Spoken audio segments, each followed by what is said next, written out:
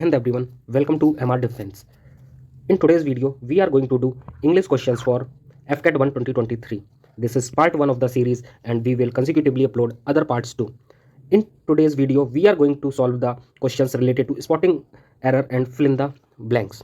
Before that, if you are new to the channel, do subscribe the channel for more videos and press the bell icon to get the update. As we know that FCAT का syllabus जो change हुआ है, now FCAT is asked 30 questions in the English part. Previously कितने पूछे जाते थे? 25 questions are there in the English. अभी now the questions raises to 30. So उस चीज़ को माइंड में रखते हुए अब देखो, इंग्लिश अगर आपको FCAT अगर क्रैक करना है या फिर आप CDS क्रैक करने की सोच रहे हैं, करना चाह रहे हैं, तो डेफिनेटली आपको इंग्लिश पे वर्क करना ही पड़ेगा. So in today's video we are going to see the spotting error questions. पहला क्वेश्चन है, क्वेश्चन नंबर 1 है, लेट अस रीड आउट.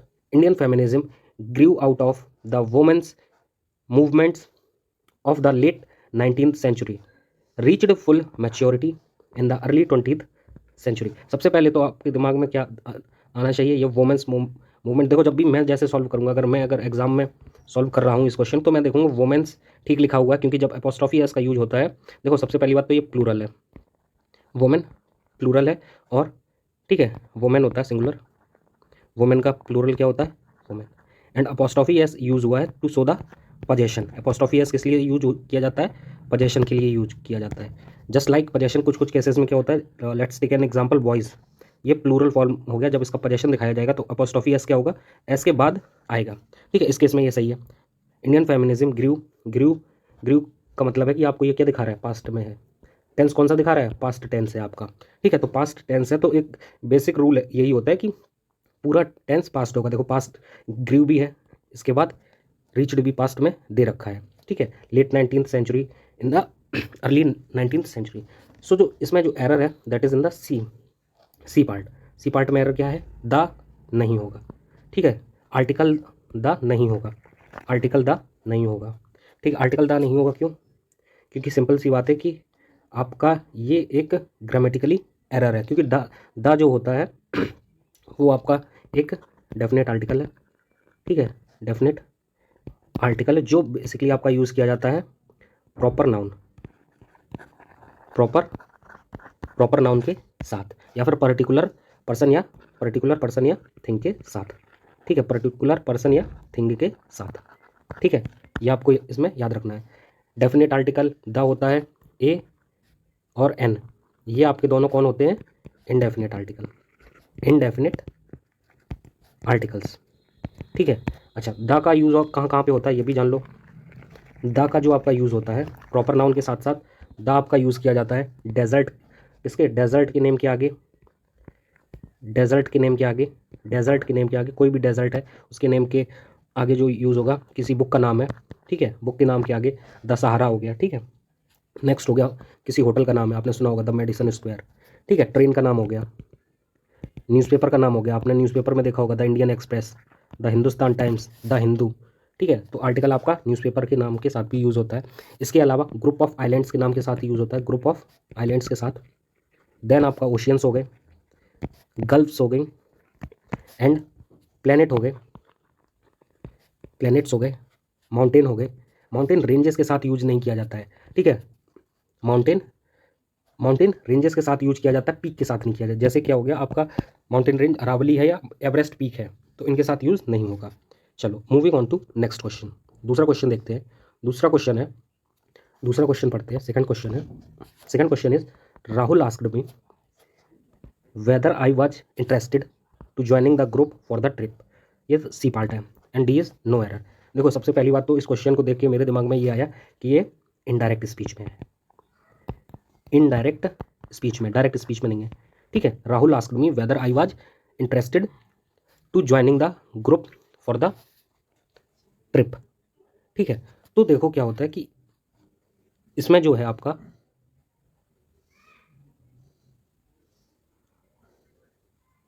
जो आपका है आर्टिकल, जो आपका बेसिकली प्रोनाउन प्रीपोजिशन है, प्रीपोजिशन टू नहीं होगा.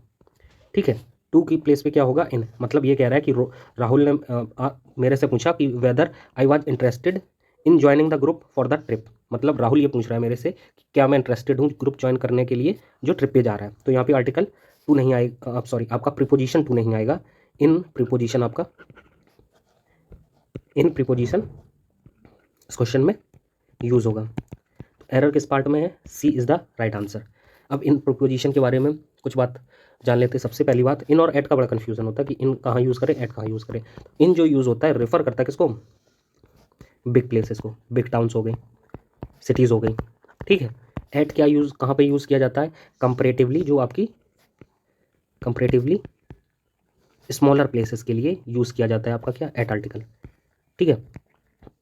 अब इसके साथ साथ समझ लेते हैं टू आर्टिकल कहाँ पे यूज होता है, सॉरी टू प्रीपोजिशन कहाँ पे यूज होता है। टू प्रीपोजिशन है, आर्टिकल नहीं है, ठीक है। टू प्रीपोजिशन जो यूज़ होता है वो यूज़ किया जाता है यूज्ड फॉर प्लेस और डिस्टेंस के लिए, प्लेस और डिस्टेंस के लिए आपका यूज़ होता है आर्टिकल, सॉरी प्रीपोजिशन टू। इसके बाद टिल प्रीपोजिशन, टिल प्रीपोजिशन आपका यूज़ किया जाता है कहाँ पे, टाइम के लिए। ये आपको याद रखना है इसमें, ठीक है। तो इसका जो सही आंसर है वो है सी।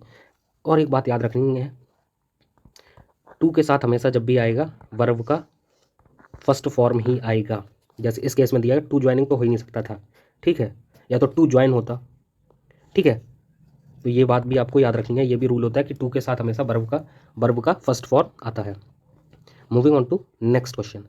नेक्स्ट क्वेश्चन है हमारा, he has been one the most revered member of the committee of inquiry, ठीक है। अब देखो कमिटी आया तो कमिटी से हमें याद क्या आना चाहिए, पहली बात ये नाउन है, ठीक है। और इसके साथ आपको याद रखना है कि सिंगुलर कमिटी सिंगुलर वर्ब कब लेता है, कमिटी जब भी आपका सेंटेंस के स्टार्टिंग में आएगा, तब आपका जब भी वर्ब लेगा, ठीक है, तब आपका कैसी वर्ब लेगा, सिंगुलर वर्ब लेगा, जब ये आपका मीनिंग क्या दिखा रहा हो, ऐसा ग्रुप दिखा रहा हो मीनिंग, ठीक है, ग्रुप ऑफ मेंबर्स दिखा रहा हो या बोल्ड दिखा रहा हो कमिटी। बट अगर सेपरेट इंडिविजुअल के सेंस में यूज किया जा रहा है कमिटी को, या सेपरेशन के सेंस में, तब उसमें जो वर्ब आती है वो आती है कौन सी, प्लूरल वर्ब, ठीक है। कमिटी नाउन है, कौन सा नाउन है कमेंट बॉक्स में बताना ना। क्वेश्चन कहता है ही हैज़ बीन वन, तो देखो यार वन ऑफ द होता है, वन ऑफ द होता है, ईच ऑफ द होता है, ठीक है। लेकिन इनके बाद हमेशा याद रखना एक और एरर है बी पार्ट में, वो क्या है, मेंबर्स होगा, रिवर्ड मेंबर्स, ठीक है। क्योंकि वन ऑफ द के बाद वन ऑफ द का मतलब होता है कि कई में से एक, तो कई तो है ही नहीं है, मेंबर्स होगा ना, प्लूरल, ठीक है। One of the, each of the, ये सब फॉलो क्या करते हैं, प्लूरल नाउन को फॉलो करते हैं, प्लूरल नाउन को फॉलो करते हैं, ये याद रखना है। मूविंग ऑन टू नेक्स्ट, अगला क्वेश्चन है हमारा, अगला क्वेश्चन है where there is a will then there is a way. देखो यार ये तो सभी को is an old epithet is an old, वो पुरानी कहावत है, ठीक है। Where there is a will, जहाँ चाहा है वहाँ पे रहा है, ठीक है, तो कहावत है, देन यूज नहीं होगा यहाँ पे, ठीक है। देन को हटा दीजिए, that is your option number B में एरर है। एरर क्या है, ओमिशन ऑफ देन, ओमिट इसको कर दीजिए, देन को ओमिट कर दीजिए, तब आपका ये सही बन जाएगा। Where there is a will, जहाँ चाहा है वहाँ पे रहा है, देयर इज़ अ विल, ठीक, there is a way. Moving on to next question, अगला क्वेश्चन है, नेक्स्ट क्वेश्चन है, इसको एक बार पढ़िए, वीडियो को पॉज करके आप इसको खुद से एक बार अटेम्प्ट करना, आंसर कमेंट बॉक्स में बताना, आफ्टर दैट क्वेश्चन का सॉल्यूशन देखना। The greatest merit of democracy is that everyone feels free and can pursues his और हर इंटरेस्ट। देखो यहाँ तक तो मेरे को सही लग रहा है, the greatest merit of democracy, greatest आपका यहाँ पे क्या हो गया, क्या हो गया आपका एडजेक्टिव, ठीक है, लेकिन यहाँ पे यूज़ हो रहा है एज अ एडवर्ब, ठीक है। फिर आपका डेमोक्रेसी, ठीक है, मेरिट के अकॉर्डिंग आपका यहाँ पे इज आया सिंगुलर, बिल्कुल सही। Everyone feels free and can pursues, देखो परस्यूज नहीं होता है, परस्यू आपका क्या होता है, एक नाउन है, ठीक है। परस्यू क्या होता है, परस्यूज ना होके क्या होगा, परस्यू होगा, ठीक है, परस्यू होगा। परस्यू आपका कौन सा है, अनकाउंटेबल नाउन है, अनकाउंटेबल नाउन है। पार्ट्स ऑफ स्पीच के भी क्वेश्चन आने लगे हैं सीडीएस वालों, सीडीएस की। तो एरर कहाँ पे है, किस पार्ट में, सी। क्वेश्चन ये कह रहा है कि जो सबसे ग्रेटेस्ट मेरिट है, सबसे अच्छी बात है डेमोक्रेसी की, वो ये है कि एवरीवन फील्स, सभी को अच्छा लगता है, सभी फ्री महसूस करते हैं, और सभी अपने जो इंटरेस्ट हैं उनको क्या कर सकते हैं, परस्यू कर सकते हैं। तो कॉमिशन में क्या होगा, परस्यूज ना होके परस्यू होगा। और परस्यू का प्लूरल क्या होता है, परस्यूअर्स, ठीक है। इस नाउन का जो, ये सिंगुलर नाउन का प्लूरल क्या होता है, परस्यू का, परस्यूअर्स, ठीक है। ये आपका क्या होता है, प्लूरल होता है, ना कि परस्यूज आपका प्लूरल होता है। देखो एक बहुत बेसिक सा कॉन्सेप्ट है, नाउन के साथ जब भी एस ई एस लगाओगे तब आपका क्या बनेगा, प्लूरल, ठीक है। वेयर एज वर्ब के साथ जब आप एस और E S as a suffix use करोगे तब वो क्या बन जाएगा, सिंगुलर। ठीक है, क्योंकि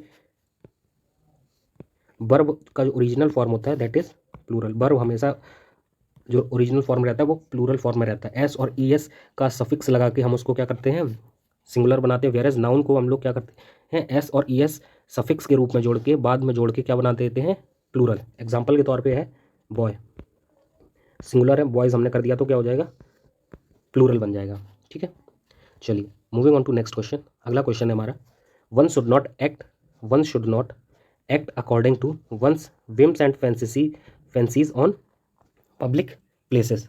देखो विम्स एंड फैंसीज का मतलब क्या होता है, ईडियम है ये। ठीक है, इसका मतलब होता है सनक या फिर कल्पनाएं, imagination.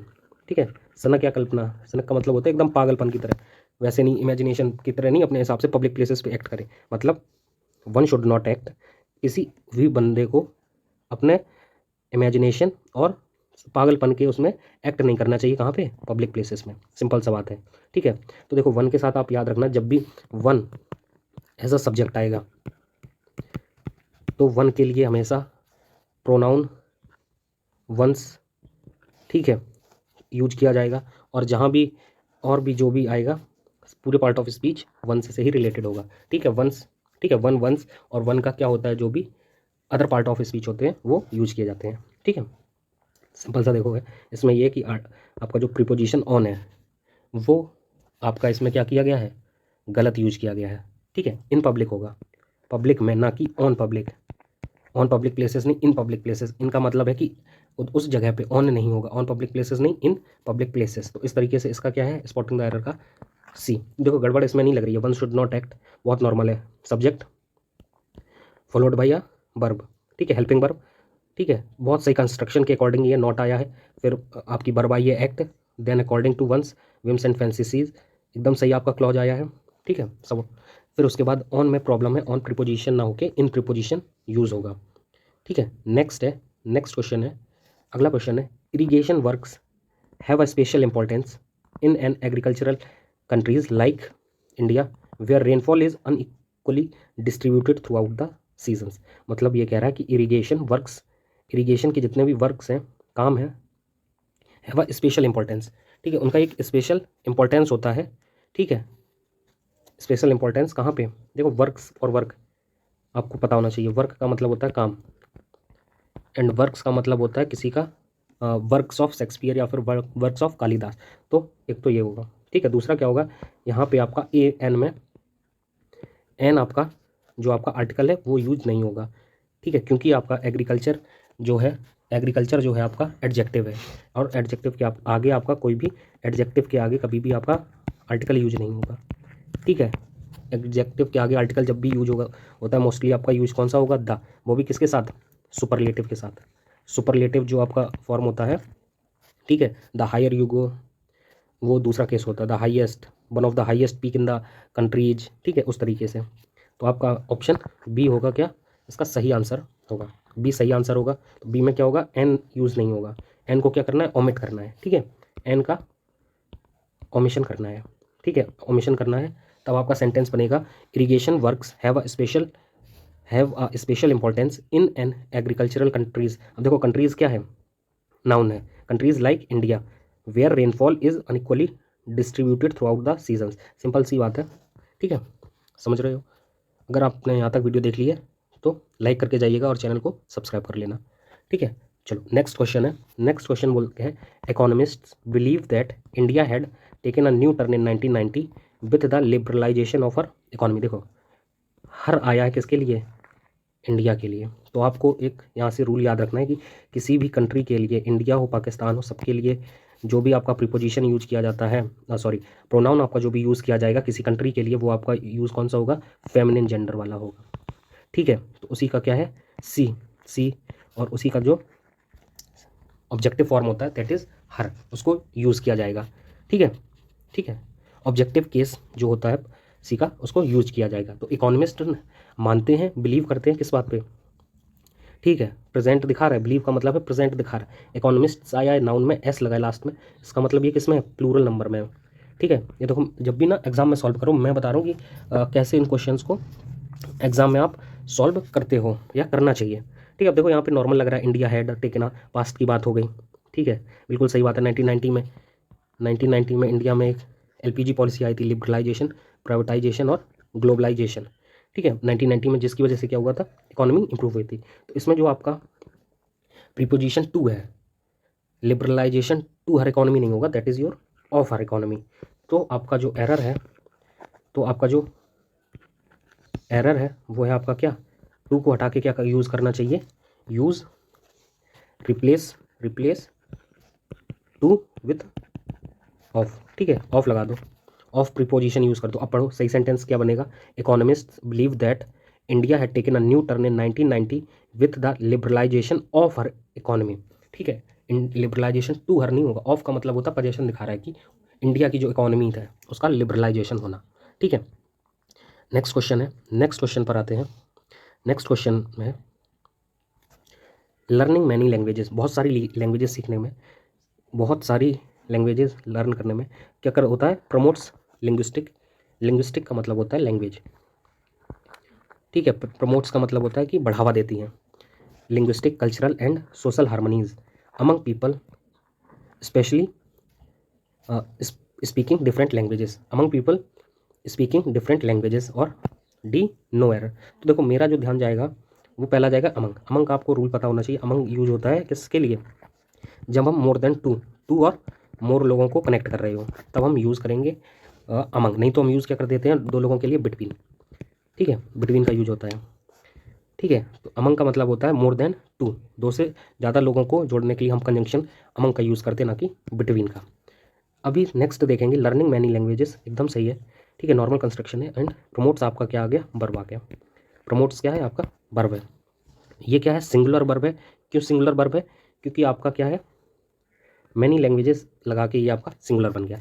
Linguistic, cultural and social harmonies. तो देखो हार्मनी क्या होता है, हार्मनी जो होता है नाउन होता है, तो हार्मनी का हार्मनीज होता नहीं है, प्लूरल नहीं आएगा, सिंगुलर ही रहेगा। तो क्या होगा इसकी जगह, हार्मनी का मतलब होता है एक पीसफुल एनवायरनमेंट को बनाए रखना। ठीक है, तो हार्मनी उसको रिप्लेस कर दिया जाएगा किससे, हार्मनी शब्द वर्ड को रिप्लेस कर दो किससे, हार्मनी से, आपका सही हो जाएगा। हार्मनी का जो एडजेक्टिव होता है, ठीक है, हार्मनी का जो एडजेक्टिव होता है, हार्मनी का एडजेक्टिव क्या होता है, हार्मनी का एडजेक्टिव आपका होता है क्या, हारमोनियस, हारमोनियस।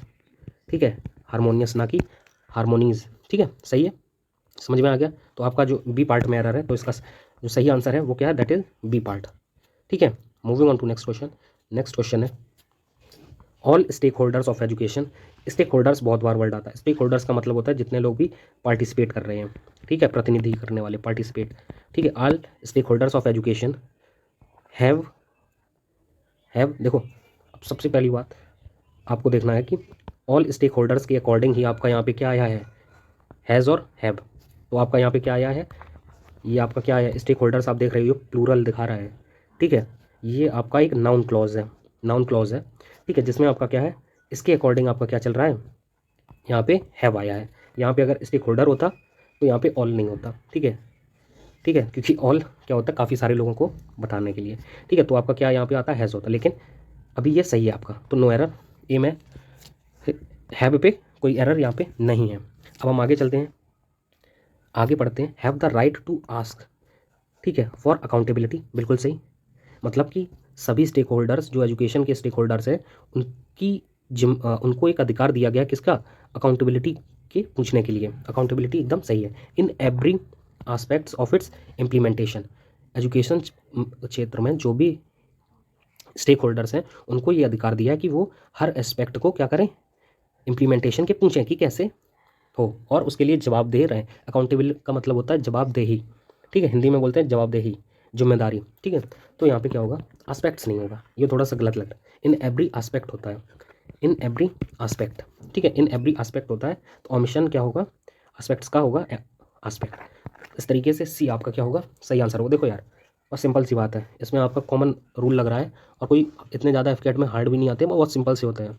अगर ये आप सीरीज़ फॉलो करोगे, आई कैन एश्योर यू कि आपके 30 में से आप 28 to 29 सही करके आओगे। ठीक है, और हम रेगुलर प्रैक्टिस करेंगे जब तक एग्जाम नहीं आता है। चलो अभी हम करते हैं fill in the blanks. Select the most appropriate word और group of words for the blank space. पहला है all that blank space is not gold. देखो सिंपल सा बात है, ग्लिटर होगा, ग्लिटर्स होगा, ग्लिटरिंग होगा, ग्लाइडिंग होगा, दो हटा दो। ग्लाइडिंग और ग्लिटरिंग का तो कोई मतलब नहीं, या तो ग्लिटर होगा या फिर ग्लिटर्स होगा। ग्लिटर का मतलब होता है चमकीला। क्या मतलब होता है? चमकीला या चमकता हुआ, ठीक है, चमकता हुआ। तो यहाँ पे क्या होगा, ये एक तरीके से कहावत है, हर चमकती चीज़ सोना नहीं होती, ठीक है। तो वही है कि all that glitters is not gold. तो इसका आंसर क्या है? बी आपका फिल इन द ब्लैंक्स सही आंसर है, ठीक है। ये एक तरीके से प्रोवर्ब हो गया है एक, और इस, ठीक है। Moving on to next question. अगला क्वेश्चन है he has lost all his investments and he is, देखो ही ने क्या किया है, सब कुछ लॉस्ट कर दिया है, जितनी भी उसकी क्या थी, इन्वेस्टमेंट थी। अब देखो जब कोई सब कुछ हार गया तो क्या होगा, दिवालिया हो जाएगा। दिवालिया का यहाँ पे अगर आप मतलब समझ जाओगे, ब्रोक होगा, ब्रोकन होगा, डिफंक्ट होगा या फिर डिसक्रेडिटेड। तो देखो अगर आपको देखो मीनिंग नहीं पता है तो सिंपल सी बात है, ब्रोक का मतलब होता है कि दिवालिया हो जाना, ठीक है। तो आपका क्या होगा, ही इज़ ब्रोक। और ब्रोक आपका क्या है, एक एडजेक्टिव है। ब्रोक क्या है आपका, एडजेक्टिव है। तो यहाँ पे क्या होगा, एडजेक्टिव होगा, ठीक है। ब्रोक आपका होगा, ब्रोक का मतलब है दिवालिया हो गया, ठीक है। ब्रोकन का मतलब होता है टूट जाना, टूट जाना तो होगा नहीं। डिसक्रेडिटेड का मतलब होता है, डिसक्रेडिटेड पहली बात तो वर्ब है, ठीक है। तो डिसक्रेडिट का मतलब होता है कि बदनाम, इसका क्या होता है, बदनाम, ठीक है। सिनोनिम क्या हो जाएंगे इसके, डिसक्रेडिटेड के सिनोनिम हो जाएंगे डिसग्रेस, डिसग्रेस और डिसऑनर, डिसऑनर, ठीक है। अब देखते हैं नेक्स्ट जो ऑप्शन था, ऑप्शन डी, डिफंक्ट। डिफंक्ट का मतलब होता है मृत, मरा हुआ, डेड, ठीक है। तो ये सब आपके डेड हो गया, लेट हो गया, ये सब आपके क्या है, सिनोनिम हो जाएंगे डिफंक्ट के। डिफंक्ट का मतलब समझ लेना क्या होता है, डेड, ठीक है। या फिर जिसका क्या हो, अनयूज्ड हो, या फिर जिसको यूज़ ना किया जा सके, अनयूजेबल, अनयूज्ड और डिसयूज्ड, डिसयूज्ड, अनयूज्ड, अनयूजेबल, ये सब क्या है, सिनोनिम है डिफंक्ट के। Moving on to next question. अगला क्वेश्चन है if I dash a good match I would have got married. देखो भाई ये सिंपल सा, ये किसका है, कंडीशनल सेंटेंस का। कंडीशनल सेंटेंसेस में क्या होते हैं, चार तरीके के आपके होते हैं, ठीक है। तो उनमें से ही ये एक है, एक होता है I wish, I wish I were a bird I would fly, I would fly. तो यहाँ पे क्या रहता है, आई विश से जो भी सेंटेंस शुरू होता है, विश सजेशनल सेंटेंसेस होते हैं, कंडीशनल सेंटेंस होते हैं, तो उसमें आई के साथ हमेशा क्या आता है, वर आएगा, जबकि आई के साथ वॉज आना चाहिए, ठीक है। लेकिन उसमें क्या केस में आता है, वर आता है, ठीक है। एक केस ये हो गया। दूसरा केस ये होता है कि, ठीक है, आई विश का हो गया। दूसरा इसी में क्या होता है, या इसी का एक फॉर्म आप समझ लो क्या होता है। दूसरा इसमें क्या होता है कि if I were a king I would, ठीक है, जो भी मार डालो किसी को भी, ये याद रखना वर आता है। इस तरीके का कंस्ट्रक्शन आपको एग्जाम में मिलेगा डायरेक्ट, ठीक है, डायरेक्ट कंस्ट्रक्शन ही मिलेगा। सेकंड क्या, इस ये मोस्ट रिपीटेड क्वेश्चन है, हर एग्जाम में इससे लगभग क्वेश्चन आते रहते हैं, ठीक है। तो इफ़ आई हैड फाउंड होता है, इररिस्पेक्टिव ऑफ द सेंटेंस आपको याद रखना है, हैड आता है और वर्ब का थर्ड फॉर्म आएगा जब यहाँ पे क्या दिया हो, या दूसरा क्लॉज आपका फॉलो कर रहा हो, आई वुड हैव गॉट मैरिड से, ठीक है, ठीक है, याद रखना है ये। बाकी हम क्या करेंगे और क्लासेस में ऐसे ही क्वेश्चंस को सॉल्व करेंगे तब, और सेंटेंस से रूल्स जान लेंगे। ये एक रूल होता है सिंपल सा, ये जान लो, ये रूल है। रूल होता है कि इफ़ आई, फिर उसके बाद क्या होता है, पास्ट परफेक्ट आएगा, पास्ट परफेक्ट आएगा फॉलोड बाई अदर टेंस, ठीक है, परफेक्ट को, ठीक है, वुड हैव गॉट मैरिड। चलो नेक्स्ट है, next when I visited the villages near by. जब भी मैं अपने आसपास के विलेजेस को विजिट करता हूँ, नियर द सिटी, सिटी के नियर के, तो आई केम अक्रॉस होगा, कम अक्रॉस होगा, केम होगा, केम इन होगा। देख भाई बहुत सिंपल सा लॉजिक लगा। वैन के साथ यहाँ पे कौन सा आया है, विजिटेड, विजिट तो है नहीं, विजिटेड का मतलब है पास्ट, पास्ट का मतलब है कम अक्रॉस, खत्म, ऑटोमेटिक खत्म। केम, केम तो नहीं होगा, मैनी वाटर बॉडीज इंटैक्ट, नहीं केम नहीं होगा। केम इन का मतलब होता है अंदर जाना, ठीक है, तो अंदर तो गए नहीं होंगे। केम इन का मतलब क्या होता है, फ्रेजल वर्ब है। केम इन, कम इन, मे स्कूल में नहीं पूछते जब बच्चे थे, मे आई कम इन सर, मे आई कम इन मैम, ठीक है, तो वही है केम इन, पास्ट फॉर्म दे दिया है, ठीक है। तो कम अक्रॉस एक फ्रेजल वर्ब होता है जिसका मतलब क्या होता है, to meet someone, to meet, to meet, to meet someone by chance, to meet someone या to meet someone by chance, किसी को क्या करो अचानक मिल जाओ, तो इसका क्या होगा, ए, ठीक है। वो अपने गांव, इसका मतलब ये बता रहा है कि जो भी आई है वो गांव बहुत कम ही गया है, ठीक है, ठीक है। चलो इसका आंसर क्या होगा, ए होगा इसका answer. Moving to next, next है he blank whether he could get any certificate for the course. Said होगा, टोल्ड होगा, थॉट ऑफ होगा या आस्क्ड होगा। देखो पहली बात तो ये सेंटेंस किस में है, इनडायरेक्ट स्पीच में है, इनडायरेक्ट पार्ट ऑफ स्पीच, ठीक है। इनडायरेक्ट नरेशन में होता है डायरेक्ट और इनडायरेक्ट स्पीच, ठीक है। तो ये किस में, इनडायरेक्ट स्पीच में है। तो आपका जो सही आंसर होगा वो क्या होगा, ही आस्क्ड होगा। He asked weather he could get any certificate for the course, ठीक है, याद रखना है। डी आपका क्या है, सही आंसर, ठीक है। जब भी एग्जाम में सॉल्व करूँ पहले ये देखूँ इनडायरेक्ट है। अब देखो इसमें टोल्ड भी आ सकता था, बट इसमें क्या हुआ है, वेदर यूज़ हुआ है। तो अगर आपने थोड़ा सा इनडायरेक्ट का पढ़ा होगा, डायरेक्ट इनडायरेक्ट नरेशन आपने पढ़ा होगा, तो उसमें आप ये समझ जाओगे कि वेदर कब यूज किया जाता है, ठीक है। चलो मूविंग ऑन टू नेक्स्ट है, having being in politics for about 40 years the party now treats him like a have been, a had been, a has been, would have been. ये आपको याद ही करना पड़ेगा। हैज़ बीन का मतलब होता है आउटडेटेड, याद रख लो इसको, आउटडेटेड। इसमें आपका कोई रूल वैसा काम नहीं करेगा। अ हैज़ बीन का मतलब ही होता है कि आउटडेटेड, ठीक है। अ हैज़ बीन का मतलब होता है आउटडेटेड, ठीक है। हैविंग बीन इन पॉलिटिक्स मतलब यही है कि 40 साल से भैया पॉलिटिक्स में है, लेकिन अब पार्टी उनको क्या ट्रीट कर रही है, ये आउटडेटेड बंदा है। अ हैज़ बीन एक पुराने टाइम का है, ठीक है। Moving on to next question है हमारा, the lady has been declared as one of the one of top 10 one of top 10 one of top 10 dash of the community. मतलब लेडी जो है उसको डिक्लेयर किया गया है क्या, 10 लोगों में से कम्युनिटी का क्या more powerful members most powerful member उसको डिक्लेयर किया गया है, या फिर मोस्ट पावरफुल मेंबर किया गया, या डी ऑप्शन। कमेंट बॉक्स में बता देना देख के, ठीक है। तो लेडी को क्या डिक्लेयर किया जाएगा, मोस्ट पावरफुल मेंबर्स। बताया था ना, ये वन ऑफ द जितना भी होता है, वन ऑफ के बाद जो भी होता है वो किसको लेता है, प्लूरल नाउन को फॉलो करता है, प्लूरल नाउन को फॉलो करता है वन ऑफ द, याद रखना, ठीक है। इससे क्वेश्चंस आते हैं। मोस्ट पावरफुल, ठीक है, याद रखना है। मेंबर्स नाउन, ठीक है। मोस्ट पावरफुल आपका, पावरफुल का क्या है, मोस्ट पावरफुल आपका क्या बन गया, सुपरलेटिव डिग्री, ठीक है। मोर पावरफुल का मतलब क्या होता है, comparative degree. Superlative degree, degree भी 3 तरीके की होती है, प्राइमरी, कंपैरेटिव और सुपरलेटिव, ठीक है। गुड, बेटर, बेस्ट, वो वाला। नेक्स्ट है, I dash farewell to all my course mates last year. Bid होगा, बेड होगा, सैड होगा, बैड होगा। देखो बैड तो होगा नहीं, सैड तो होगा नहीं, दो तो ऑप्शन ही हटा दो, ये दोनों तो हटा ही दो, सी डी हटा दो, दोनों ही नहीं होने। अगर आप सीरियस प्रिपरेशन कर रहे हो तो आप समझ जाओगे ये दोनों तो हो गए नहीं। आई बैड, अब इन दोनों में से बिड का मतलब होता है बोली लगाना, बोली लगाना, बोली लगाना, ठीक है। बिड कर रहे हैं, अभी लगी थी आईपीएल में, इस बार आईपीएल में जो सबसे महंगी बोली लगी वो किसको लगी है बिड, सबसे सैम करन को। सैम करन के बारे में और क्या जान लेना, इंग्लैंड से खेलता है, इंग्लैंड का ऑलराउंडर है। इस बार जो T20 वर्ल्ड कप हुआ था, 2022 वर्ल्ड कप हुआ था ऑस्ट्रेलिया में, उसमें इसको क्या मिला था, player of the tournament. Player of the tournament कौन बने था, Sam Curran. Player of the tournament कौन बने थे, सैम करन। तो उनकी क्या हुई थी, हाईएस्ट बिडिंग हुई है अभी तक, हाईएस्ट बिडिंग हुई है आईपीएल में, कितनी, 18 करोड़ से ज़्यादा की हुई है, 18.35 करोड़ समथिंग हुई है। अगर आप क्रिकेट को फॉलो कर रहे हो तो ये आप समझ गए होंगे। तो देखो एक ही ऑप्शन ही बचा, बेड, ठीक है। तो इसमें क्या होगा, I bade farewell to all my coursemates last year. Next है, a speech is dash address, मतलब सिंपल सा है कि एक स्पीच जो होती है क्या होता है, फॉर्मल एड्रेस होता है, इनफॉर्मल होता है, ह्यूमरस होता है, पॉलिटिकल होता है, delivered to an audience that seeks to convince, persuade और इंस्पायर और ट्रांसफर। सीधी सी बात है, स्पीच एक फॉर्मल एड्रेस होता है, ना कि पॉलिटिकल, ह्यूमरस और इनफॉर्मल, ठीक है। मूविंग टू नेक्स्ट क्वेश्चन है, very few of the text from very early वैदिक पीरियड आर डैश नाउ। मतलब ये है कि पुराने टाइम के वेरी फ्यू, बहुत कम ही टेक्स्ट बचे हैं जो अर्ली वैदिक टाइम के हैं, जो अभी क्या है, देखो एक्सटिंक्ट तो है नहीं है कि गायब हो जाए। ऑप्शन है एक्सटेंट, एग्जिट, एग्जाम्प्ट, रिडंडेंट, ठीक है। रिडंडेंट नहीं होगा, एग्जाम्प्ट नहीं होगा, एग्जिट या एक्सटेंट। तो इसमें जो सही आंसर है वो है आपका ए, एक्सटेंट। एक्सटेंट का मतलब होता है, एक्सटेंट का मतलब जान लो क्या होता है, सर्वाइविंग। सही बात है, सर्वाइविंग, ठीक है। बहुत सही बात है कि अभी क्या है, जो अर्ली वैदिक टाइम के कई सारे जो टेक्स्ट हैं वो क्या हो रखे हैं, अभी सर्वाइविंग मोड में नहीं है, ठीक है। तो ये थी आज की हमारी क्लास।